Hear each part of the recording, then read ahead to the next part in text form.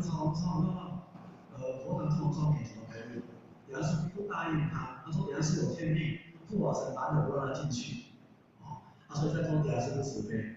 那就说啊，你为什么要见老师？然后老师等一下就会来，他知道老师来大概会有通话，好像那个总统要出巡就要检查要在干嘛，大概是这样的。他就知道会来，然后老师我要求老师啊，我要求道，我认为很苦啊，我要求道。他就说这样好不好？约法三章，你到里面去，不要吵不要闹，我让你进去，好、这样才会老老合规，好不好？他还说好哦，还画押在地上签字，你知道吗？顺便甩了一地，鼻涕流下来甩了一地，我都还记得。谢谢梁师妹，你金口一开，护法神让开了。我们是台湾区的代表中心嘛，可能我们讲的话算数嘛，就让开了，这都是他说的。然后老师已经来了，我就跟着他去，老师在介绍了，是他七天神通是我老师介绍的，跟着他去看。这个时候他很乖，大概3分钟，保持视线很乖，很配合，按照诺言进行。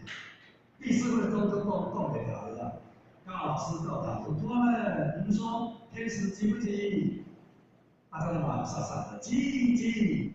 他动给他了，你们乱说，你们胡说，我们才知道急，你们不知道啊！老师啊，救我！哇，他在那个身体也糟糕了，上当了，天使在骗人。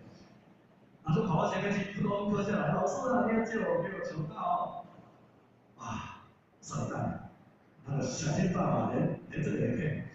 然后老师就说，为师有话跟他们说，你不要急，天知己急，为师知道，可是你功德不够，你好好做，时间到了，条件够了，为师会给你机会的。那你要给我打帮助到，或者磕头呢，你就退跳啊，这样退跳，不要打扰你好爱的事情。对，那是你的教。他怎么退跳，你知道吗？后空翻转2圈，落地退跳。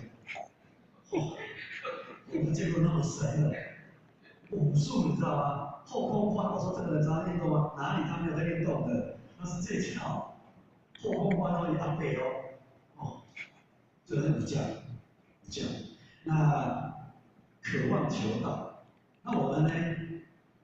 这个感觉连你都不太够在求道的实力，土地公这个是义和圣的台湾的。一般后学曾经听说很多